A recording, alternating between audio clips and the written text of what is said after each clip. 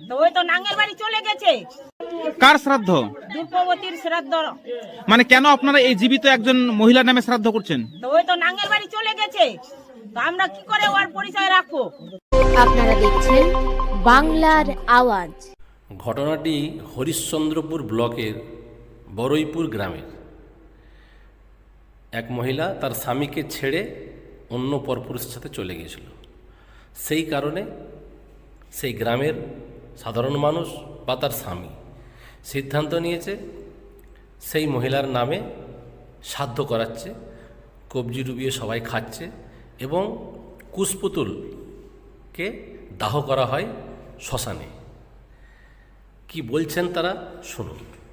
ওর শ্রাদ্ধ আমার বউ পালিয়ে গেছে, ওর আমি সিলিতেরা ছেড়ে দেব। তারপরে আমার যেতে ছিল সব কিছু আমার নিয়ে চলে গেছে, ওকে আর আমি রাখবো না। যত টাকা পয়সা যত জল সোনা চাঁদি ছিল সব নিয়ে চলে গেছে। আমার কিছু এখন নাই। বর্তমান আমি একদম ফাঁকা, আমার অসহায় আমি এখন, আমার কিছু নাই। কত বছরের শ্রাদ্ধের।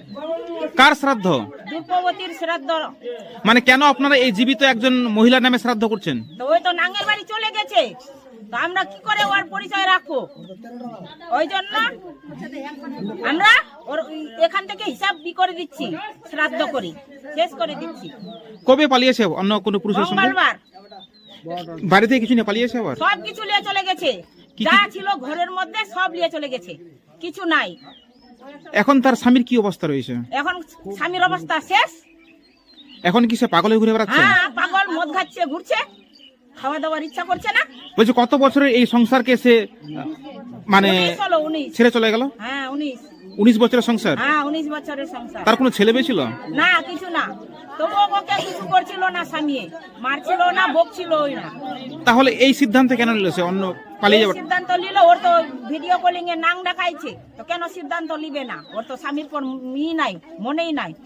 কোন এলাকার ছেলের সঙ্গে পালিয়েছে কি জানা গেছে? এলাকার নাম জানি না আমরা। হ্যাঁ, সব খারাপ খারাপ ভিডিও করছে। কালকে আবার ভিডিওতে করেছে, তো ওর ঢেমনাটা কিসে চেয়ারে বসে আছে আর ওই কোলে বসে আছে ঢেমনাটা। আর এই ধরনের ছবি ভিডিও ছাড়ছে? হ্যাঁ, আর ওইগুলো ভিডিও কলিং করে ওই বরকে দেখাচ্ছে আর এই এদিকে কানছে।